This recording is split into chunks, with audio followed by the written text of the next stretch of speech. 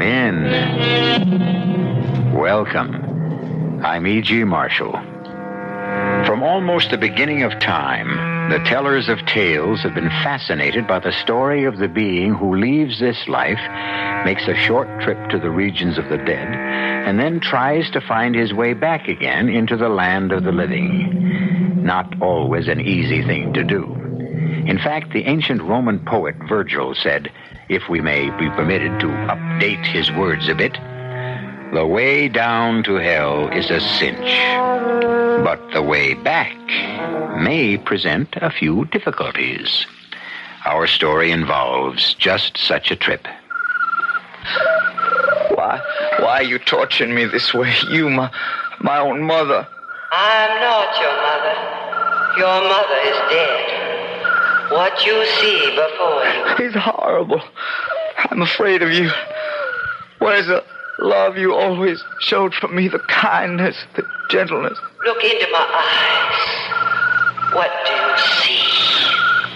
Dead, black, yellow eyes with no pupils. Show pity on me, Katie. Show mercy. I have no mercy, no pity. I am a body without a soul. A living corpse that wishes you everything evil. Nothing but evil. Because I loathe and despise you, my son.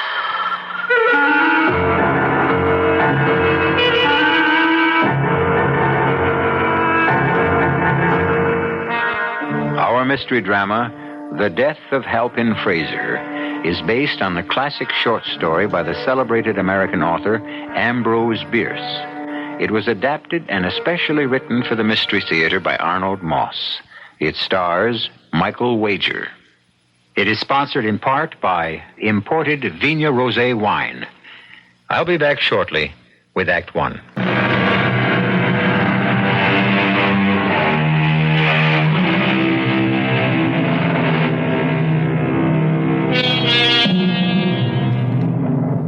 The end of life is often accompanied by greater changes than many of us will admit.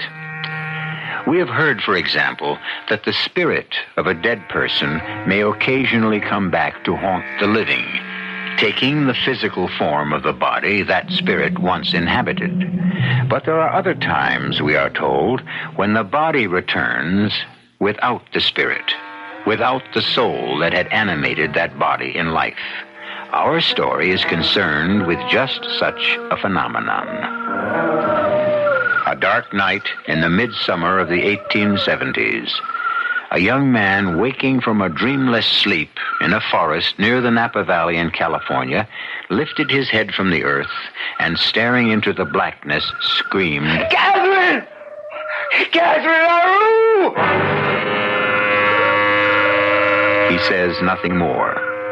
He knows no reason why he should have spoken that particular name. The young man is Halpin Fraser. And although he is unaware of it at that moment, Halpin Fraser is in the deepest of trouble. Earlier that same day, he had gone hunting in the hills west of the valley, looking for doves and other such small game. Late in the afternoon, the sky had suddenly become overcast with threatening clouds, and he had lost his bearings. Where am I? Is this the way back? If I turn right, this rotting tree stump... No, that seems to lead nowhere. Everything's become so dark. How long have I been walking? It must be hours. Oh, I'm completely exhausted. My legs, I can't lift my legs another step. They're like lead. My head. Wait a minute. That little clearing over there near the twisted roots of that large madrona tree, wouldn't it be the sensible thing to stop trying to find my way in the dark? Yeah, I'll go to sleep right here. Sleep. I must get some sleep. And in the morning, when it gets lighter, everything'll be fine. With nothing under him but the dry leaves and the damp earth, and nothing over him but the branches from which the leaves had fallen and the sky from which the earth had fallen, Halpin Fraser fell asleep. Hours later, in the middle of the night. Catherine! Catherine LaRue! Catherine LaRue? Who is Catherine LaRue? I don't know. I have no idea. Who are you? I can't see you. Get up, Halpin. Up. And start walking. Walk where? It's still dark. Along that dusty road in front of you. It looks so white. Where's that strange yellow-green light coming from? It's blinding. Keep walking. Where does this road lead? Where are we going? Why, as I walk, my feet making no sound. Look around you. Yeah. Your body is casting no shadow. True. Why should that be? What are those noises? Those broken whispers in a strange tongue. I almost understand them. But not quite. What do you think they are? What do you think they're saying? I don't really know, but those sounds seem like part of some monstrous conspiracy against me, a conspiracy against my body and against my soul. What are they? Walking, Halpin. You will soon find out. I'm tired. I'm thirsty. I must find something to drink. Where are you going, Halpin? Over there, there's a depression in the ground. Where a wheel has passed, there's a little pool from a recent rain. I'm going to drink from it. Go ahead, Halpin. Cup your hands and drink deeply. Drink fully. There's no water at all. It's a pool of blood. My hands are dripping blood. Look down at the patches of dust between the wheel waves and the roads. It's spattered with red as if it'd been raining blood. Where are we? Who are you? Keep walking, Halpin. Halpin, have you considered that possibly you're being punished for something? Punished? For something I've done, something I can't recall. Think back. Try to reconstruct in your memory the last 10 years of your life. No, I can't! I won't! Think back, Halpin. Think very hard. Think back. Think back. Think back. Halpin, it would seem your mother has done it again. Her party tonight is surely the peak of the Nashville social season. Mother certainly does know how to give a party. Look at all those beautiful young women twirling around in their pretty party dresses. And the young men so handsome and gallant as they dance with them. In spite of the fact that some of those young men have only one arm or one eye. Thanks to bleeding their hearts out at places like Chickamauga and Bull Run. Now, that's all past, son. We mustn't think back. Besides, we can be grateful that, thanks to some of my good friends, you were spared the worst dangers of the battlefield. How well I know, Father. Will you just take a look at old Ben Ashford cavorting around on the dance floor with that handsome young lady? Spry as a man half his age. Get to know old Ben, son. A real good man to know. I'm sure of it, Father. A person of great power can be most helpful to a young man beginning his career in the profession of the law. Are you listening to me, Halpin? Excuse me, Father. My mind was on something else for the moment. Oh, I think I see what you mean. Isn't that Oscar Shelby's daughter over from Memphis? That's right. Mary Ellen Shelby. Yeah. Juicy little morsel, isn't she? I admire your taste. Oh, Fraser, what dark and terrible thoughts are you trying to implant in the innocent mind of my darling son? Evening, Katie. You look beautiful tonight. Oh, thank you, sweetheart. You both enjoying yourselves? It's a fine party, Katie. Oh, just trying to be a good wife to you, Ben. And a devoted mother to you, Halpin. It's not every day that a young man just 6 months out of law school is promoted to a junior partnership in one of the most distinguished legal firms in the state. I'm real proud of you, Halpin, my love. This party's just my way of showing it. Well, I did help a little, you know. Oh, look, there's Sue Cameron over there waving to me. Will you excuse me, Halpin, while I hobble over to her on these poor arthritic legs of mine and see what's on her mind? Oh, and Halpin, after the party, do come into my bedroom and kiss me goodnight like a good boy, won't you? So many things I want to talk to you about. Her poor arthritic legs, her poor arthritic brain. There's nothing wrong with her legs.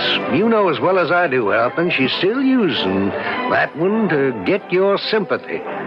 She'll be asking you to dance with her any minute. Would you please excuse me, Father? Certainly, son, and convey your father's compliments to Mary Ellen Shelby. That's one of the prettiest pieces of woman flesh I've seen in many a day. Thank you, Father.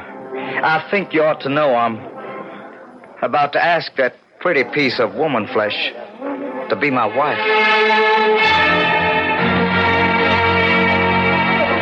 But you're a grown man, Halpin.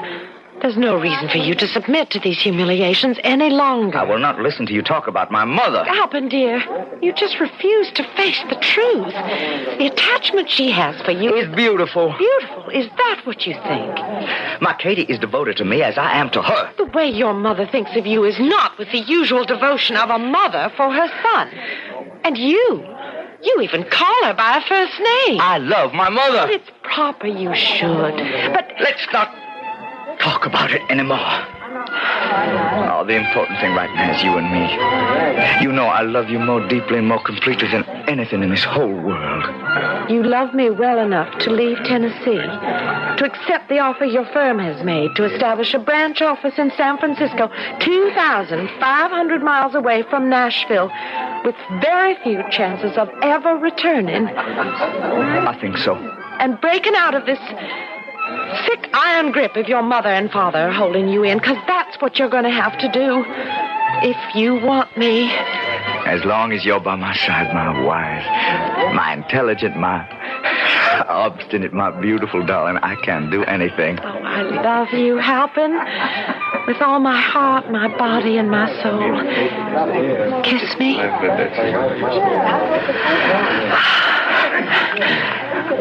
I'll tell Mother my decision tonight, after everyone's left. Oh, there you are, you two naughty children, hiding away from the rest of us. Oh, not really, Katie. We thought we'd sit this one dance, what, Mrs. Fraser? You have no idea how enjoyable it is to spend a moment or two alone with your very charming son. I have a very good idea, my dear. And I'm delighted to share it with you, but just for a moment or two. Besides, such beauty as yours, Miss Shelby, should not be hidden from the public view. Would you both excuse me, please? I'll be right back, Halpin. Well, there's no denying that Mary Ellen Shelby's a very attractive young woman. In a common sort of way. Mother. Katie, Mary Ellen and I are planning to get married. You can't really mean that, Halpin. I do, Katie. I've asked her to marry me. Oh, but you're still a child. How can you be thinking about marriage? I am 22, Katie. Exactly. Have your little fun, I say, if you must, but marry? Oh, in heaven's name, why not? Well, you're just beginning your career as a lawyer. A career that promises to be a brilliant one. Besides, nobody could ever separate us from each other. Could they, Halpin? I'm not yet ready to give you up to another woman. I'm sorry I was gone so long. Forgive me. We'll be serving supper in the next 5 minutes. Before we do, Halpin? Mr. Fraser, sir, I would be honored to be asked for the pleasure of this next dance. I'm awfully sorry, Mother. I promised it to Mary Ellen. You have? And the dance after that. And the one after that. You've made a fine beginning, Halpin. Keep thinking back and keep walking straight ahead. Straight through this archway. This tunnel of overhanging trees. Those twisted yellow vines are blocking my way. They're catching me at the throat, choking me. Just follow the glare of that greenish light ahead of you at the end of the tunnel. You haven't far to go. Just a few more steps, Halpin. Halpin, Fraser. Mother. We meet again, Halpin. I told you we would. It's taken a long time. Such a long time since they placed me in my grave. We read that the grave unites us all. The grave, where even the great find rest. That small piece of the churchyard that fits every one of us. And for most, a grave gives comfort. But for some, as we are about to see, the grave becomes a place of unrest rather than a place of rest. I'll return shortly with Act 2.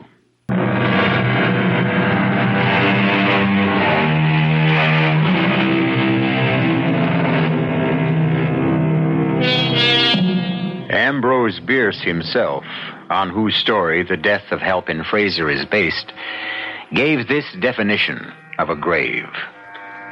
Done with the work of breathing, done with all the world, the mad race run, through to the end. The golden goal attained is found to be a hole. Having left its grave, its hole, if you like, the dead body of Halpin Fraser's mother taunts her son with a promise she made when she was among the living.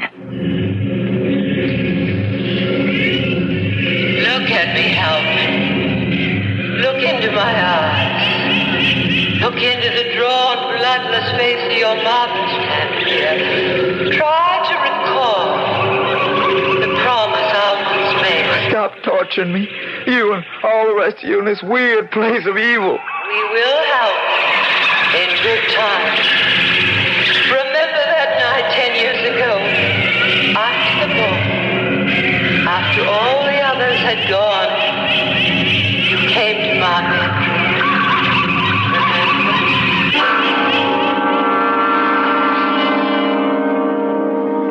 Sit closer to me, Halpin.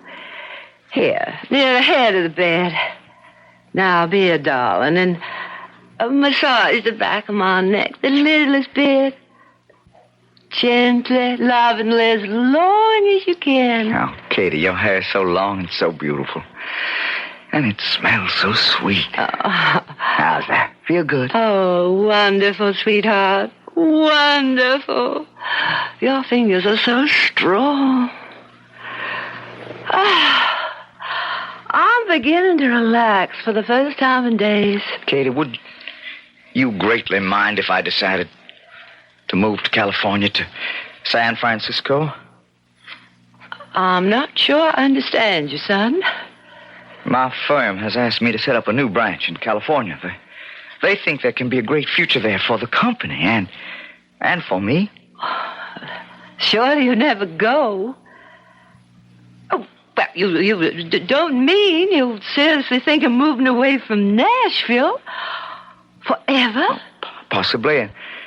And Mary Ellen would go with me as my wife. I just never thought you'd have the heart to do this to me, Halpin. Not after all we've been meant to each other. Send us away with your blessing, Katie. It's the best way. Well, all last night, I lay awake, tortured by this miserable, painful arthritis, my fingers, my legs. And by the light of the full moon that was pouring in through the window, I kept staring at that portrait of you on the wall over there. Katie, please. Now, don't interrupt me. There you were, as you are now, young, strong, handsome. And as I gazed at that painting, a mist, a cloud of some kind seemed to cover over your beautiful features, to cover your face completely. As I looked, I realized it had been painted as if a thin cloth had been placed over your sweet face. The kind of cloth is placed over the features of a corpse. Oh, Katie, that's ridiculous. Look at that painting now. Now, you must not laugh at me. As I continued to study the painting, I saw below the edge of the cloth the dark blue marks of fingers on your throat. As if you had been strangled to death. Mother, why do you tell me this? Now, what is that supposed to mean? It means that you may never go to California. Katie, dear, that doesn't make sense. Well, I can hardly bring myself to say this. But if you go, somehow you will meet your death there in the next few years. By strangulation. Now, don't you take it lightly. I know what I'm saying. You take me with you. Oh, I'd be so little trouble. I hear they have fine medicinal springs over there. And in California, I could get better, and I could take care of my little boy. See that nothing evil ever happens Katie, to you listen to me. You will be killed if you leave me. So will the Shelby girl. And I will die, too. Katie, Mary Ellen and I have decided we are leaving in a week. Well, in that case, I suppose there's nothing for me to do except give you the blessing you asked for. Thank you, Katie. Well, as a wedding present for your wife, I'll give her the brooch I wore tonight at the party. Grandma's pink coral brooch? And her mama's before her. Been in the family almost 200 years. And for you, well, go over to my dresser and open the top drawer on the right. You see anything unusual? This hunting knife? That's for you. My papa's pearl-handled hunting knife, forged out of the finest Toledo steel. And take that little portrait of me in the gold frame, too. Oh, thank you, Katie. You are most generous as well as understanding. Mary Ellen will be pleased, and I am most grateful. Kiss me good night, Halpin. Good night, my darling Katie. No matter where you go, no matter what may happen, I promise you that you and I will surely meet again. Sometime, somehow, someplace. I will not break that promise. Good night, my love.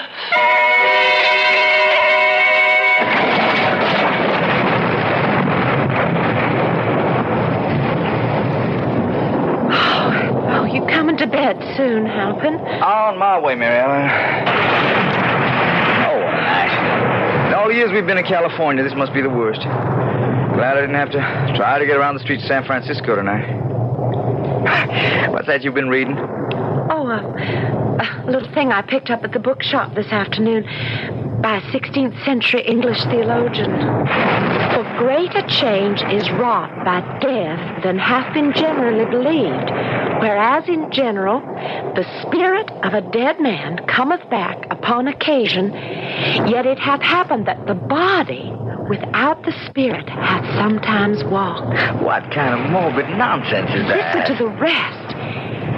And it is attested by those who have encountered a corpse so raised from the dead that the cadaver hath none of the natural kindly affection it may have had in life, but only hate and evil altogether. In other words, a dead person can come back without a spirit and without a soul, only in the shape of the body it had in life. And comes back as something hateful and ugly. He says it's happened. Oh, my darling, that is positively, unequivocally fascinating. May I have that precious book, please? What are you doing, Halpin? Tossing it in the wastebasket where it belongs. Oh, it's silly to bother your pretty head with such depressing and disturbing thoughts. Now, if you don't mind, I am going to concentrate on you. Both soul and body. Both. With your kind permission, my darling Katie. Your darling who? I am not Katie. Oh, forgive me, sweetheart. That was a stupid slip of the tongue. Whatever made me do that? And So, my dear son, on Sunday last, your darling mother and my beloved wife passed on to her Maker. She was buried, of course, in the family cemetery here in Nashville. A pity you could not have been with her at the end. As she gasped her final breath, the last words she spoke were, "Write Halpin that I shall keep my promise. He and I will meet again." Now, what exactly she meant by that, I haven't the slightest idea. In any event, the widow Struthers and I send you and your wife our kindest regards and warmest feelings. Your devoted father, Bo Fraser. I had the feeling all day long before this letter came that something was wrong. Oh, I can understand how you feel, Halpin. The letter is dated almost a month ago. Oh, I'm terribly sorry, Halpin. Oh, now put out the light and do try to get some sleep. You said you had a busy day tomorrow. I have. Good night, sweetheart. Good night, dear. Where were you when I needed you most? I couldn't help it. I died without solace in my son's gentle hands on my cheek, without his warm lips on my forehead. You never loved me, Halpin, did you? Never really loved me. You know, that's not true. I always loved you, Kate. I always will. Halpin, are you all right? What? Are you all right? What? Can I get you something? I'm fine, Mary Ellen. You've been talking in your sleep again. Oh, my darling, try to go back to sleep. I don't think I can. Oh, let me get you a cup of warm milk. Oh, no, thank you, Katie. I don't think it... Katie? Not again, Halpin. I'm sorry. Katie is dead, and we are both well rid of her. I love my mother. That was always plain enough. To me and to the rest of the world. You take care of what you're saying. Halpin, I will not be forced to compete for your love and your affection with a dead woman.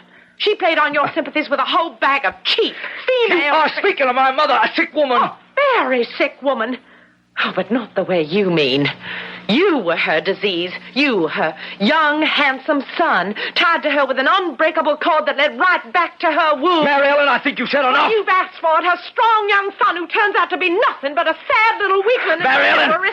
Step! That's enough! Oh. You will never speak to me that way again. You understand? And that is the last time you will ever strike me. The very last. Where are you going? What are you up to? Here are your precious mother's wedding gifts. The pig coral brooch she gave to me, which I have never worn. My grandmother's brooch. You've broken it. And the picture of your darling mother can keep it company. Mary Ellen. And here's your grandfather's beautiful pearl-handled hammer. Are you out of your mind? Put down that knife. Well, not until I... Stop that knife, you fool. Careful, you... Careful, give me that knife. You kept me across my eye. Give me that knife. Try to get away from me, you mama's boy, you great big nothing who just looked like a man. Watch out, Mary Ellen. I have the knife now. Go back to your mother's grave and let her suffer you. No! Help me! Break my throat. My neck is covered with blood. I can't see you murder. You murder.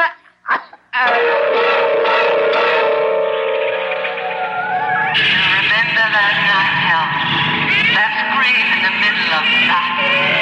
You begin to remember. You begin to realize why you are here. I'm not sure. You begin to realize where you are. I think... Hand me back, too. A place to which few of us return. Are you beginning to recognize who I am? That voice of yours is so familiar.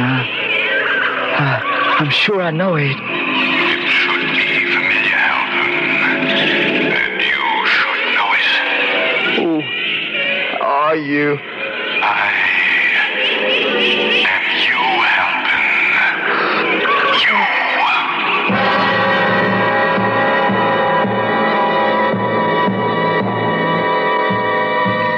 It would seem that Halpin Fraser is being exposed to what we might call cruel and inhuman punishment. Cruel? Maybe. Inhuman or unhuman? No question. Will this unusual form of punishment come anywhere near fitting the crime? We'll find out when I return shortly with Act 3. In ancient Britain, a dead body, a corpse, was also known as a lich. At the entrance to the cemetery, the coffin which carried the remains of the deceased would pass under the roofed lich gate and be placed with attendant ceremony on a lich stone to await the arrival of the priest or clergyman. The lich gate was sometimes called the resurrection gate. The body or lich of Katie Fraser, devoid of spirit or soul, seems to have resurrected itself. It continues to torment Halpin Fraser. Why are you doing this to me? Are you trying to tell me that my being here some kind of atonement? For the murder of Mary Ellen. For ripping open the throat of your young wife. That is the very least you have to atone for. She was trying to kill me. Everybody knows that. Do they really believe that? Of course. Then why did you run away from San Francisco the day your wife was placed in her grave? Why did you hide away in that little mountain town? The town where your murdered wife was buried. In the graveyard of the little white church. The little white church. I don't know. Did you think changing your name after you came to the little town would help? You're trying to confuse me, both of you. But you did change your name, Halpin. From Fraser to LaRue. Of all names, why did you choose that one? LaRue. Why? I'm not sure. I don't know. Why? You torture me this way. You, Katie, you above all my own mother. I am not your mother. Your mother is dead. Where's the love you always show for me? Where's the kindness, the gentleness? They all seem to be swallowed up in fear. And hatred, Halpin. Cold hatred. Why do you hate me? You still don't know why. I will not stay here and listen to you too. No? Where will you go? Where, Halpin? You'd like to run away? Go ahead. I feel like lead as if they were glued to the ground. They won't move. Try your arms, your hands, your fingers. I can't move them either. It's as if they were frozen stiff. Oh, take pity on me. The apparition which you see before you has no pity, no feeling. It's an empty shell of hatred, a body without a soul. And this living corpse wishes you everything evil, nothing but evil, because it loathes and despises you. Oh, God, help me, Katie. Help me! Holka! The night fog is so thick I can hardly see. This way! And stay as close as you can. Hear those voices, Halpin. They're coming to get you. What do I do? You're going to feel the agony of the hangman's noose around your neck. You'll hear the loud snap as it It's got it! I won't listen to you! Remember the dark blue marks around your neck of your boots. I remember the marks of the hangman's rope! The time has come, Halpin. The last breath is about to be squeezed out of your body. Oh, save me from them!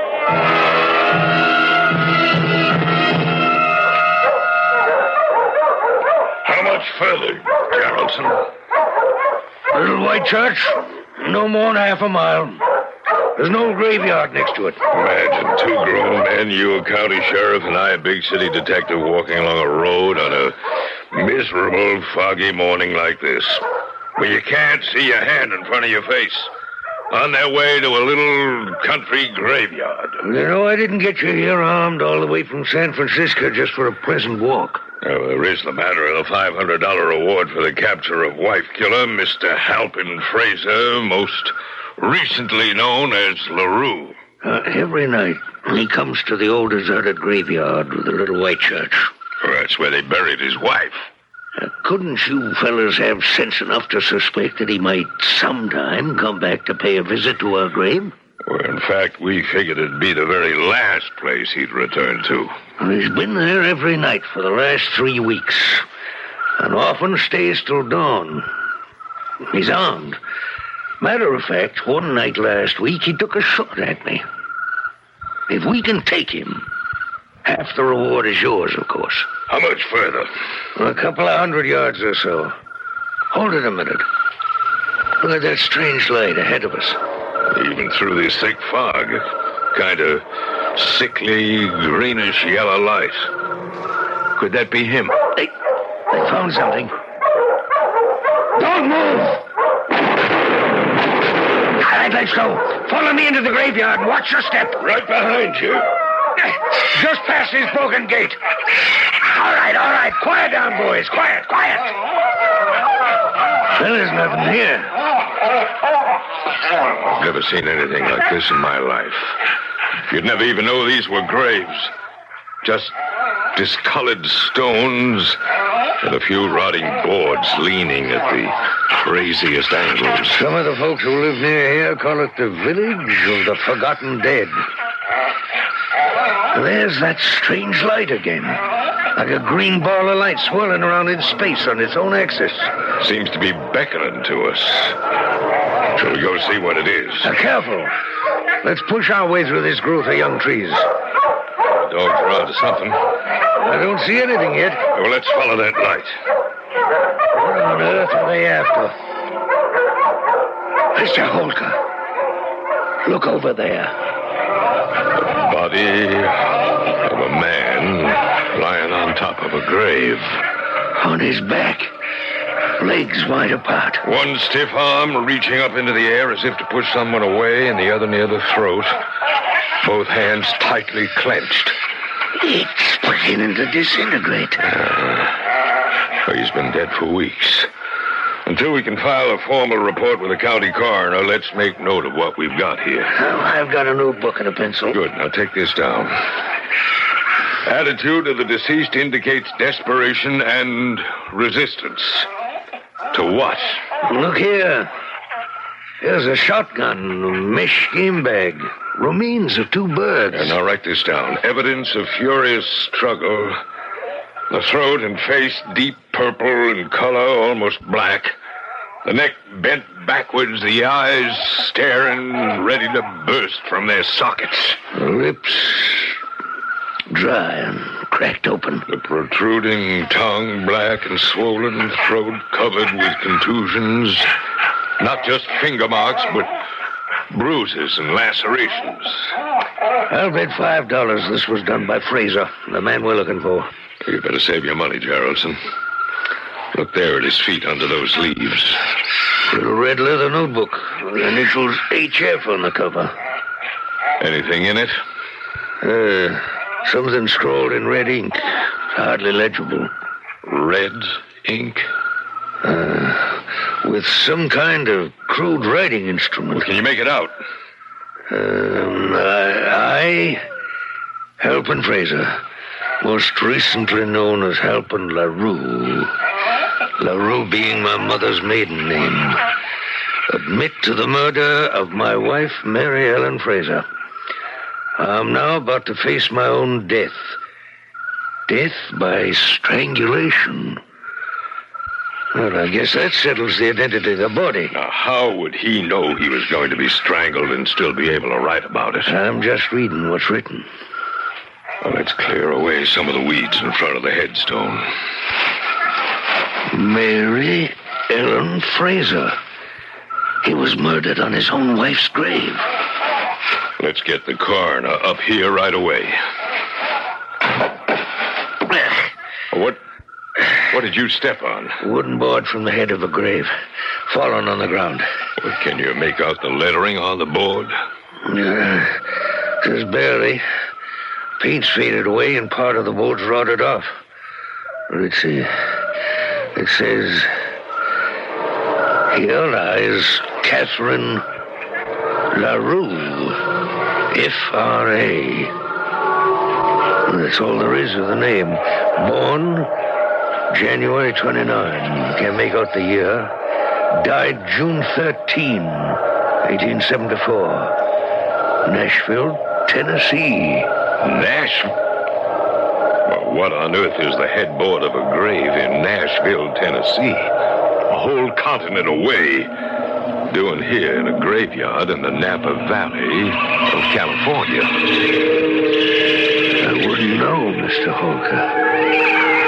I wouldn't know.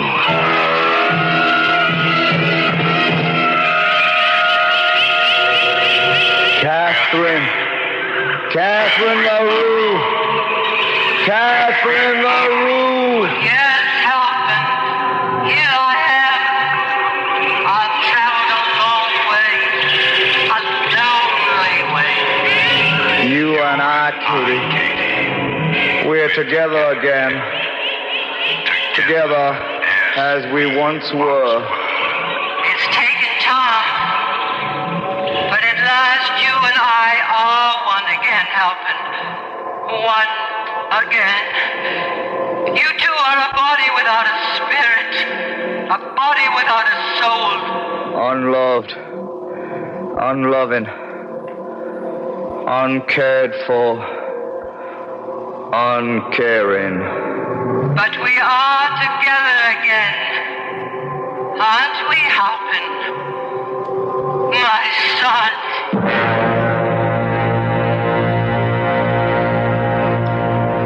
The drenching fog that had been growing all over the little white church began to extend over the entire valley like an endless canopy, opaque and gray. The birds sat like silent ghosts in their hiding places, and two lost, abandoned souls found themselves united in an eerie graveyard, united in hatred, bitterness, and spite. I'll be back shortly.